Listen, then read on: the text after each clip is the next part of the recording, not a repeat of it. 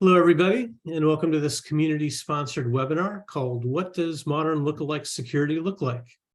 With Bob Hansman, our Senior Product Marketing Manager for security at Infoblox. So before we get started, I do want to make sure everyone's aware that the head of our threat intelligence group, Renee Burden, just published a long, in-depth white paper on lookalike domains that will be a great supplement for those of you who want to know more. You can find it on the infoblox.com corporate page under the resources tab and under white papers. And I'll also add a link to it when I post this webinar in the Infoblox community. Please go to community.infoblox.com to check out our community where we have discussion posts, tech videos, and blogs. And there's a join the community button on the top right. So go ahead and join the community so you can participate in the discussion posts. So Bob, thanks for joining us. Now, while this isn't a terribly new concept, I've asked you to come here to give us a quick overview of the lookalike domain problem. Yeah, because I work with it all the time, so it's something that just is default to me. So it was good to have that. So essentially, one of the things that we need to realize is that lookalikes are really a phishing issue. Now it's still used in other ways. I can visit a website and they do advertising or malvertising. That's something that we see quite a bit of. And when you mouse over an advertisement that says it's for a particular brand of car, you might move over it.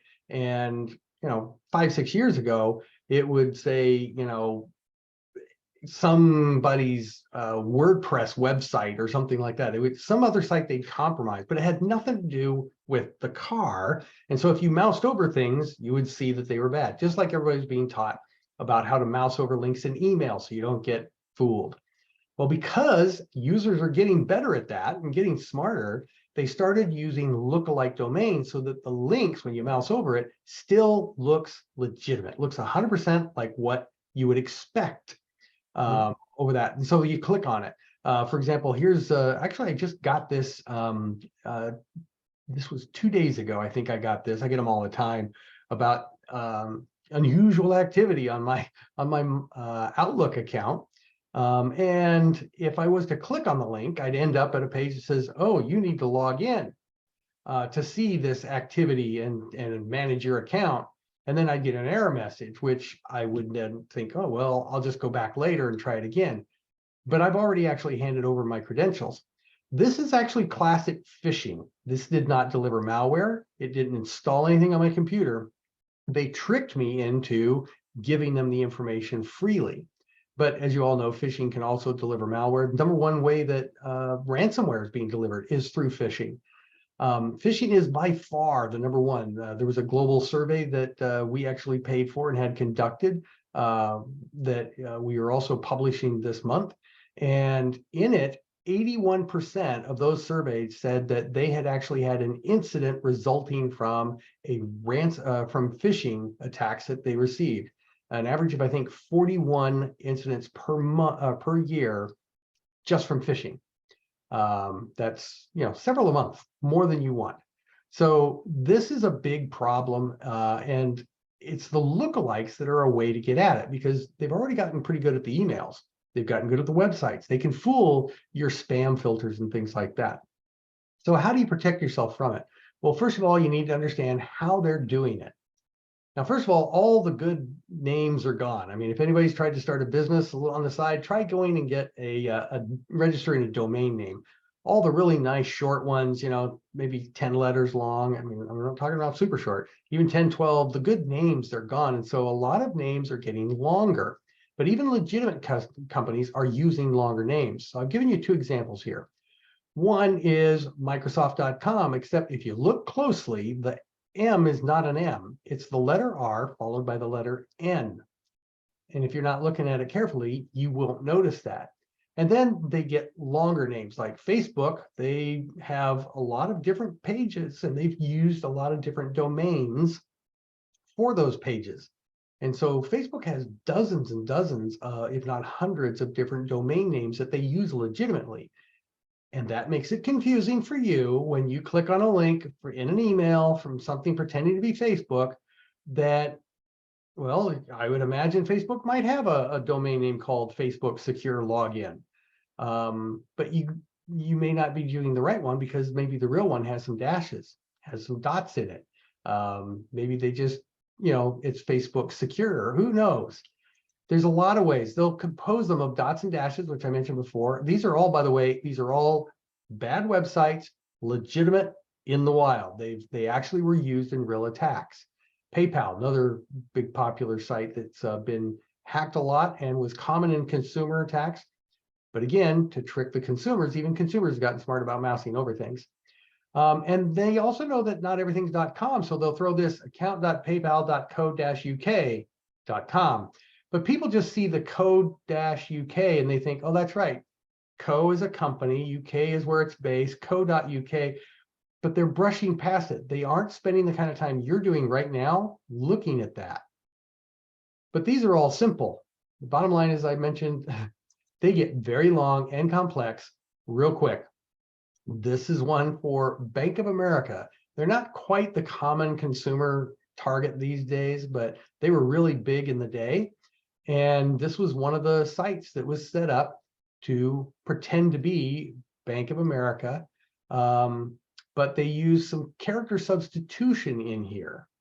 And so the Bank of America looks totally legit, but we're going to talk about character substitution now, because character substitution, if I'm on my big 32-inch monitor, which is what I've got, I'm a big gamer, I've got 3 32-inch monitors. I can really look into these things. But I also do an awful lot of email and text messaging where I get links in my text. I do it on my phone. Phones are the way we actually communicate almost more often than official emails.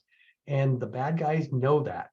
And so that's where they might use that Microsoft trick to get you to freely give up information. And they used to do just that kind of thing because, gee, they're trying to infect your laptop with a Windows virus. Well, they can't do that on your iPhone or your Android phone, but now they are targeting those devices. I mean, you guys have read that in the news last few years. The amount of breaches on cellular devices and tablets has gone way up, and they're doing the same kind of thing they do on PCs. They will monitor and they'll watch and grab credentials and things like that off of it. But here's what we're talking about when we say character substitution. Again, the basic stuff was, instead of an L, let's use the number 1.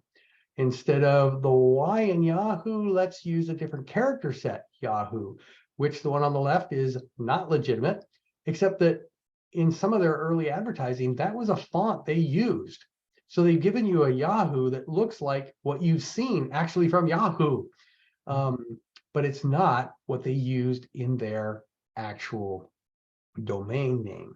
And because that Y is a different Y, it does not have the same ASCII code. It does not convert to yahoo.com in the standard character set that they used. Because now we're using international character sets, as they've allowed people to set up websites in different languages, and that way you can register domains in different languages. That provides the bad guys 136,000 different Unicode characters or international domain name characters available. If I just look at Infoblocks and how those could be applied, there's a couple of websites that do this, and I put Infoblocks in it, and they found 829 million lookalike options for Infoblocks.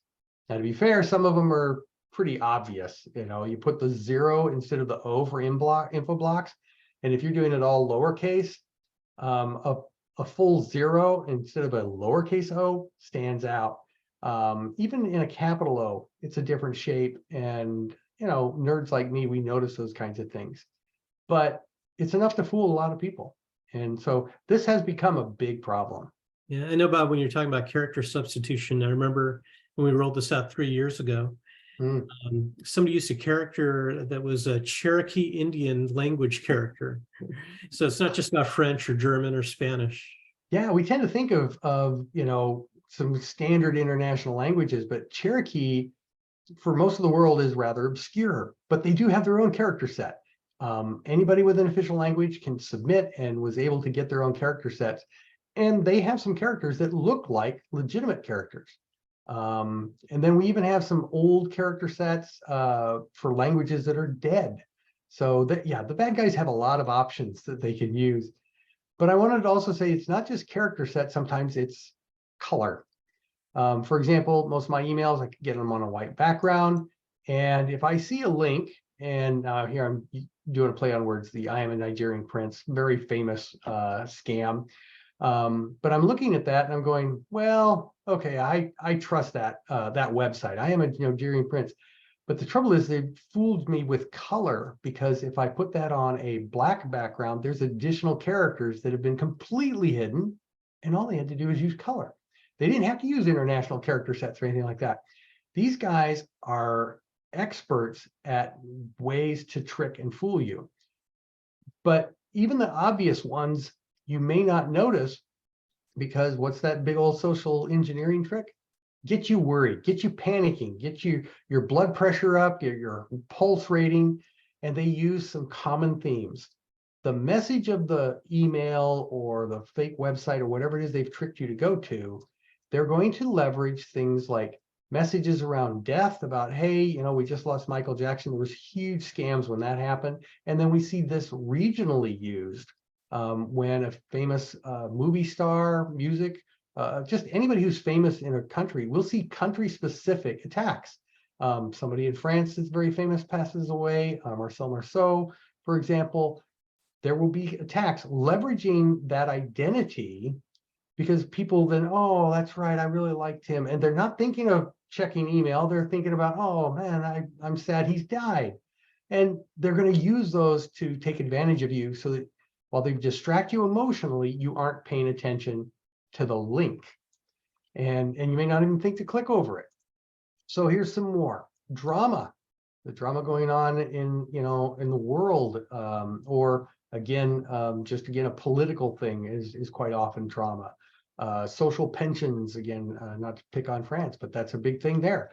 Put up an email with that kind of messaging, and boy, do you have the attention of the reader, and they're not going to be paying attention to the details of the attack. And disasters. This is a very, very common thing that they do a lot of as well. Yeah, we've seen phishing emails and fake websites pretending to be charities, pretending to help people in disaster areas. And recently, there are a lot of attacks trying to take advantage of what's going on with the war in Ukraine. Yeah. And matter of fact, our own the threat intelligence group you were talking about, Renee Burton wrote the white paper on Lookalike that people can look at. They've also put out a lot of blogs, and a couple of them were on different kinds of scams going on related to the war in Ukraine. Some of them are email scams. Some of them are just fake websites that they're using, different methods that when people search for things, they're doing things that can help them get up in the search results. And so there's a lot of ways that they will use a lookalike URL and domain to fool us. So let's actually talk about lookalikes, because there's several kinds of lookalikes, and everybody's aware of the generic stuff. And I gave you a lot of examples earlier: Adobe, Acrobat, PayPal, Bank of America. These are brands that are being used to fool consumers. Vast majority are consumers. And I put down here that the target is consumers and opportunistic enterprises. Because every employee in your organization is a consumer as well. And because we try to strike this work and personal life balance, the work-life balance, we let them read their own email, and they're checking their own social media sites, during their breaks or lunch. And that's where they're going to encounter these kinds of things, because social media is another place where these might show up. A message pretending to, particularly the disasters that we were just talking about, Sunil, they'll use Facebook, for example, or whatever is your, Baidu in Asia. There's different ones around the world that are very popular. And you'll get a message, sometimes pretending to be a friend if they compromise the friend site. But you can also get the generic one saying, oh, those poor people in Ukraine, if you want to donate, here's a site that does that. And I've vetted them. I've checked them out. I know they're good. I know they're legit. So you can trust me, give your money here. But that's all consumer oriented. But what happens is, if the user on your network falls for one of these and the bad guys are somehow able to compromise the computer, the first thing they do in any attack is assess, what have I got? What have I found? Have I found myself on a Windows machine or a Mac machine? Have I found myself on the receptionist desk with very low privileges? Or have I somehow found myself on somebody in finance who has access to really good information? You know, they do a lot of examination of what they found. Well, the consumer guys do that as well. The consumer attackers, when they find a business that they've compromised, they quite often they're not equipped for that. That's not their business model. They aren't going to go after the enterprise. They're just trying to trick consumers. But there are markets where they can resell that information. And so they'll post it, say, hey, I happen to have malware access to a computer on a government network, a computer on an engineer's desk in Amazon or whatever it is. They'll sell that access and then somebody else will take it over from there. So that's the opportunistic aspect of those kinds of attacks. But for the guys who are actually looking to get at your systems on your network, that's where the spear phishing comes in. They're targeting your employees, and they do that by typically imitating somebody they would trust. It's an email from somebody at a vendor that they work with, somebody in your supply chain, or it could be a big customer. Sometimes they'll get those names because there was some announcement where you announced that, hey, we just announced a new relationship with this customer. We're trustworthy. You should all buy from us because they did. Well, you've just told them of an identity that can be used to target your employees, and they'll do that kind of thing. But there's this last category where they're not targeting employees. They're actually, by pretending to be your partners, they're targeting your partners by pretending to be you. And this is an area that very little has been done. This is an area that is very difficult to secure against. And so these are the three areas that we want to talk about today. And I'm really going to dig into that brand imitation one in a moment. But let's first talk about what the security options. These are the risks. What are my security options? Well, first of all, everybody does something for the generic. Almost every email security product, every web gateway, next-gen firewall, they all have something. A little web filtering is all they need, and they do what they can to provide protection for you. Now, that's because there's a lot of common databases out there that everybody can get, and it has the list of all the sites that we have identified that we know are pretending to be PayPal or Amazon or another popular brand. And they've got them regionally because there are brands that are popular in other parts of the world that may not be from, you might not get those everywhere. So most vendors buy these lists from a variety of places. They put them together into their feeds, and that's how they protect you. Consumer products do this as well. They offer it as a big deal, but there's lots of places to get the feeds. And you'll see here under source, the Infoblox Threat Intelligence Group, we do specific hunting as well for these kinds of things. As you saw, I actually showed you screens from just watching Android and Apple and AccuWeather. There's so many different places that we're always monitoring anyhow. And that goes into here, but we complement it with the available stuff. I mean, why do all the work ourselves if there's some sources where very inexpensively we can add that? So there's a ton of information available at that level. All these products do it. I can say I think we do it better, and we probably do a little bit better. But since everybody's been on this for a decade, all the security vendors have done whatever they can. This is a pretty well covered area. But the spear phishing, that was something that we introduced in 2020, 3 years ago. Sunil was talking about when we announced it, and we gave some examples of spear phishing where he mentioned the Cherokee language and other things. We did a lot back at that point so that a customer of ours using our product, and by the way, this is only in the advanced product, to be clear, somebody using Bloxone Threat Defense Advanced, they could put in the domain names that they were concerned about being used to attack their employees. And then we had machine learning and AI generate all the different variations on that are likely, because remember I mentioned that there's 829 million different domains that could be used to fake Infoblox. Most of those, though, are very obvious. So those we won't worry about. Those are fairly obvious to any user, or should be to any user. But there are a lot of them that are very close. We will generate that list, and then that customer is now being protected. So in addition to the feeds that they get from us for everything else, they now have this custom list of things that we are watching and protecting their employees from, because these are lookalikes, or common and very potentially risky lookalikes that could target your employees. So that we've been doing for 3 years. But now the new thing is that we just released here at RSA this year in 2023 RSA in San Francisco is a brand imitation kind of protection. So we are going to be able to protect and monitor things like Adobe and stuff like that, or whatever you want monitored specifically for you. And this would be you basically monitoring your partners, your supply chain partners. And you would protect your, but not protecting you. This is to protect your customers, your supply chain partners. So this is when you're worried about, gee, what if the people who do all my trucking, the trucking company, we build these things and we have a trucking partner and they do all the delivery distribution, and they, work with the ports and the ships and they handle all of that. We don't do that. We outsource that. Well, how do you protect them if somebody tries to attack them and get into their systems using your identity? This doesn't have direct financial impact to you. I mean, you could just say, well, hey, you guys should have better email security. Don't blame me that they pretended to be me. Yeah, but sometimes that doesn't work, particularly when that shipping company has been down now for 3 days and your stuff isn't moving. Your business is being impacted. Partners are key to our functioning, to our productivity, to our success. And so you could tell them, hey, I think you should buy info blocks and use that spear phishing thing, but you can do more. And that's what we've done.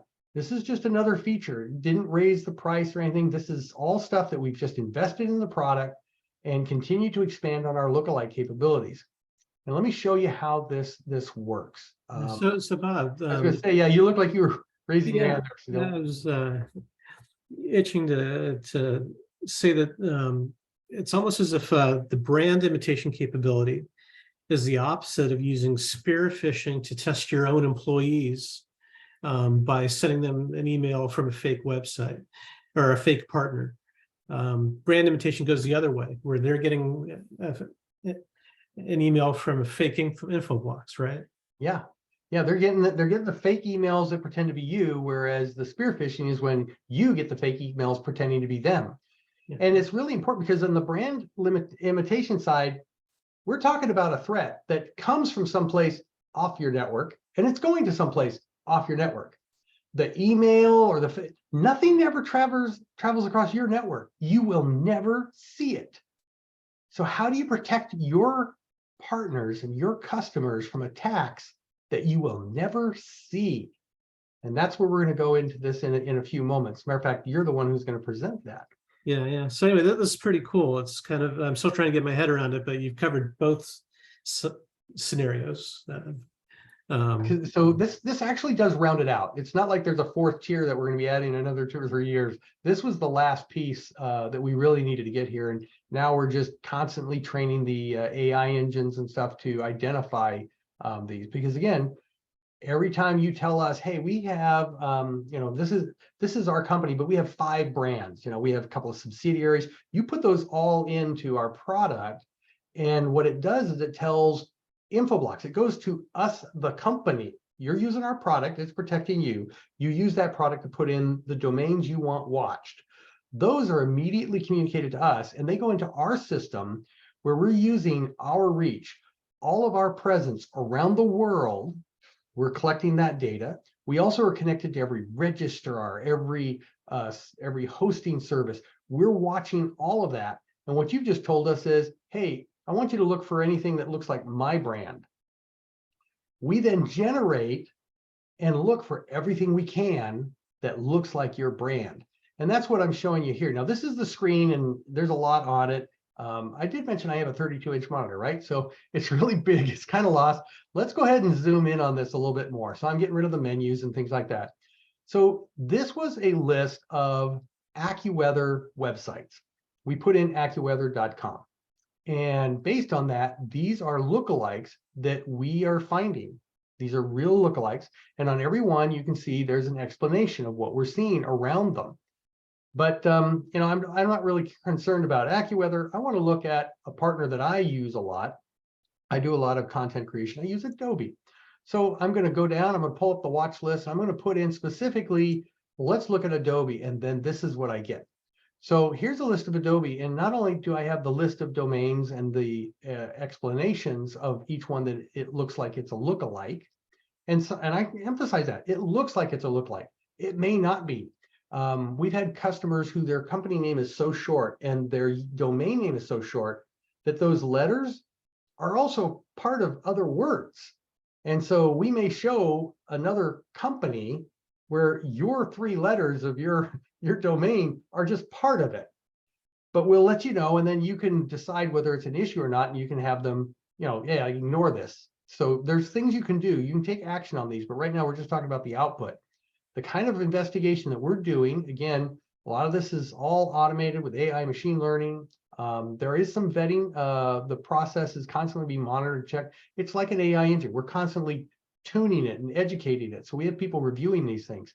And so what we're going to find is that, hey, here's some that not only are they lookalikes, they are behaving suspiciously. That's why that last column, suspicious behavior, has a yes in it and a little red triangle. And there's different reasons, and we could highlight all of them. I'm just going to highlight one here. So there was one here about typo squatting. I pulled this one out specifically because that's a different kind of lookalike. This one here is for adobe.fr, but it's with 2 Ds. And that's a common typographical error. People don't, right-handed people have a hard time with their left hand, and they commonly will hit keys twice when they're typing it. Bad guys know that. They've created a website called addobe.fr, and we know it's malicious, not because of that. We know it's malicious because of the registration information. Again, we're not just looking for, hey, there's a new website and it's called this. No, we're looking at registrar information, who is information, background information on all the names and IDs and other domains may be registered at the same time through the same service. We're comparing a lot of things, and bottom line is those things we're comparing, some of them are known bad. So this is suspicious. Right now, it's not bad. Otherwise, if it was bad, we'd be blocking it. But if it's just suspicious, we're letting you know, and you can then decide what action you want to take. We'll talk about those actions in a moment. But I can also look at others. Here's one for Android. I know I have a lot of employees. They're using Android. This may be something you want monitored. It is in many ways monitored in that generic. Okay, be clear. Android is going to be covered there in the generic ones, but you may want to be there to identify suspicious things, because the generic detections are for it's bad. We know it's bad. What if we don't know it's bad yet? They don't create these websites and roll out a whole new threat at the same time. They're going to create it. They're going to be hosting stuff on it. They're going to be testing things, make sure it's up, all of that. And then it goes live. So we can see things before it is a threat, but we can detect that it's suspicious because of how it was registered, how it's being used, the kind of activity, where it's being hosted.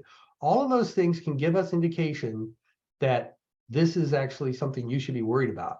But again, you make the call. We're not blocking this by default. It's stuff for you to decide whether you want to block or not. By the way, special call out, we released 3 new categories recently called suspicious categories. One of them is suspicious lookalikes. That's the category that would protect you from a suspicious Adobe site because they're a popular site, but they're not in the generic stuff. The generic would be, it's known bad. If it's just suspicious, we are adding that to a list that people are being protected from anyhow. So you yourselves are being protected from that. But this is where you would put in your brand. Your brand is what we should be listing here. Your company, whatever your domain is, .com, .uk, whatever it is, This is where you'd look down and see your brand and all the things that look like it that might trick your customers. And we tell you which ones look like they are they're poised and ready to be used for some malicious kind of attack. You can block the others too if you want, but again, you're only blocking on your network. How do you take action on this? One more slide to go, and then we're going to tell you that. The last thing I wanted to do is highlight, though, that once we say something suspicious, you might still want to do a little more research, and that's where Dossier comes in. Also, a feature of the Blox One Threat Defense Advanced, where you can look at any domain that exists at all, and we'll give you information on what we know about it. Registrar information, who is information, historical information. There's a timeline on maybe when it was created, when it first started hosting content. There's a lot of information that you can get, including risk factors, which we're showing here in red and yellow for this particular one. But when you're looking at a suspicious website, this again is where you go to get that detail. It told you on the other report, this is a typo, and it looks like it's related to somebody that we know has done bad things. Well, I wonder who. You come in here, and that will tell you who registered it, when they registered it. All that information is here. So this is your drill down portal to know whether something is posing a real risk to your customers. But at this point, if you know it's bad, again, remember my scenario? It's coming from somebody who's off your network. It's attacking somebody who's off your network. I guess you could email everybody and let them know, hey, we just want you to know there's a fake website that's called this, so don't click on any links that look like that. Okay, that's good. But there is more you can do. And to tell you more, I'm going to turn it over to Sunil here. Yeah, thanks, Bob. So yeah, Dossier is pretty cool. It's like you can validate something that was highlighted as suspicious on the lookalikes report. Exactly. So you go ahead and tell me when to move these slides. All right. So yeah, I'm going to talk about the domain mitigation service that's available from Infoblox Professional Services. So go on to the next slide, Bob. All right. So we at Infoblox can coordinate with ISPs and regulators listed on the slide because Infoblox has relationships with them. And we use those relationships to let them know about lookalike domains and to take down those lookalike domains. Yeah, down below there's the words perpetual escalation. So if the lookalike domain isn't taken down within 24 hours, we'll continue to escalate until it is taken down. Yeah, go on to the next slide, Bob. Okay. So this is our domain mitigation process. So determining whether a suspicious activity is really malicious is the first step in the mitigation process. We provide a human review, and initial response times are 5 minutes or less upon receiving a potential internet fraud incident. And the average removal time of a lookalike domain is roughly 24 hours or less. As far as mitigation, like I mentioned earlier, it's a perpetual, continuous removal effort. We have multiple escalations for cases that can't be resolved within 24 hours. And as far as monitoring and reporting, if validation doesn't reveal a threat, we'll continue to monitor the reported web content for potential malicious changes. And we'll also monitor mitigated threats to address potential reactivation. And what I like about this is we're not just sending emails and hoping for the best. We actually monitor throughout the entire process until that lookalike domain is taken down. Well, and what I really like, and this was one of the things that I learned about early on when I was investigating Infoblox to join them, several years ago, was this kind of capability. Because I mean, 22, 23 years now, I guess, in DNS, DHCP, and IPAM, you guys have the relationships. So Infoblox is a known quantity. And the fact that you also have this process, when you do contact them, they know you've done the validation. So we just talked about where the customer, he's got the report, he can go into Dossier and do a little bit of digging into it and say, yeah, I think this is a risk. He contacts the domain mitigation service. They then do a double check and dig into it a little bit more.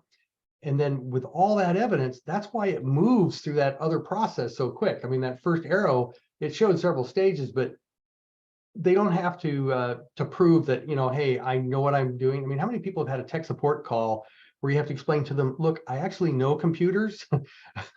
So don't tell me to, hey, have I plugged it in and that kind of stuff.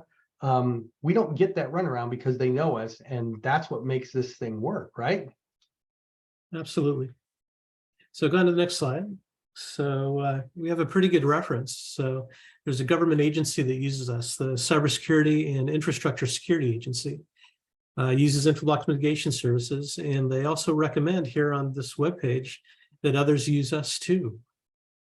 Yeah, I thought that was cool because people call CISA all the time to report problems, and CISA is the one that they'll involve the FBI or Interpol and others when they see a concerted effort by, and they're behind a lot of these announcements of new breaches and new attacks.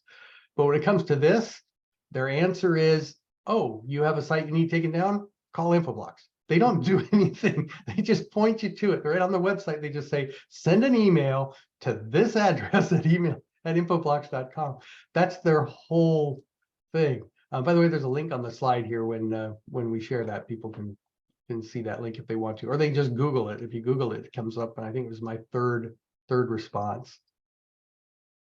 All right, I guess I'm taking back over here real bit for the summary. So let's go back to that. So what we've talked about is 3 different kinds of lookalikes that are used for 3 different kinds of phishing. Again, they are used for other things. They could be malvertising phishing. They're used in social media phishing, but we're just going to call it phishing in general. So there's the popular stuff that pretty much everybody does, and I don't give it a round circle. I never, personally, I don't like the round circles. Too many marketing people use that a lot, and they basically say, oh yeah, we'll stop that. Well, they don't stop all of it. Nothing's perfect. Anybody who's been in security for any time at all knows that. There's gaps, always room for improvement. And even in that area, we are doing more. As I mentioned, we use the same database as everybody else does, but we also have our own threat intelligence group who's doing additional monitoring and things like that. And I probably could give us more than 3/4 because of the suspicious lookalike category that we just released that has a lot of that unique content in it. That's unique to the rest of the phishing stuff. Then you'll notice spear phishing. I gave a 1/4 of a pie there because most of the options that are available is you maintain a list. You have to have your own custom block list. If you're worried about your employees getting fake emails that are pretending to be this partner, then hey, why don't you go to a website, give it that partner's name. It'll generate, 100,000 different possible lookalikes, and you can put them in your custom block list. This is the kind of direction you're getting in other places. And for brand protection, there's nothing out there, as we just saw. Even CISA doesn't know of anything else to recommend. So Infoblox really stands out. Again, we aren't going to claim that we do it all, but we do all of these better than anything else you can get in the market. And it's only one solution, with the sole exception of on the brand protection, we can warn you, that's all in there, and tell you and monitor what's out there that might be posing a risk to your customers, to your partners, and therefore to your relationships. Supply chains, by the way, that's the worst, because if your supply chains are shut down, you're shut down in many cases. So you doing this is actually also for yourself, not for them. But that's where the domain mitigation services come in. That's the extra piece that was missing. So complete solution announced at RSA is the popular phishing, the brand protection piece. That's all brand new. The domain mitigation service, though, Sunil, that's been around for what, 8 years? 8 years, yeah. Yeah, so it's been around for a long time. This new feature in Block Swan Threat Defense, though, actually makes it a lot more valuable. And when Sunil was bringing me up to speed on this, you mentioned that like there was one customer, he just sent in 45 at a time. So the domain mitigation service is like they buy a block of like 100 takedowns at once, because it's never just a one-off. There's normally a major attack going on and you need to wipe it out. So I think it was like 45 taken down in one day for one customer. Yeah, so this is a big thing. And so if you want to know more, again, Sunil mentioned it at the early part of this, there is a in-depth white paper produced by the head of our research group, threat intelligence group, Renee Burton, Sunil's going to post that in the community, and it'll be in some reminders and in the newsletter, I think you mentioned. Anyplace right. else? In the general announcement section on the community, we'll be posting this webinar in the tech video section on the community. Then I'll also include a link in my monthly community newsletter. All right. And then, of course, you can always find those kinds of things on our website. Just go to the resources section. Those kinds of reports tend to end up in like white papers or solution notes, but you can just say, show me everything you got on lookalikes, and it should show up there too. So that's all I have. Do you have anything else, Sunil? No, that's it. Thanks a lot, Bob. You covered a lot of ground. Not a problem. And thanks for having me. And hey, thanks for listening. We hope this helps you all get a little more safe for the year. Thanks, Bob. Bye-bye.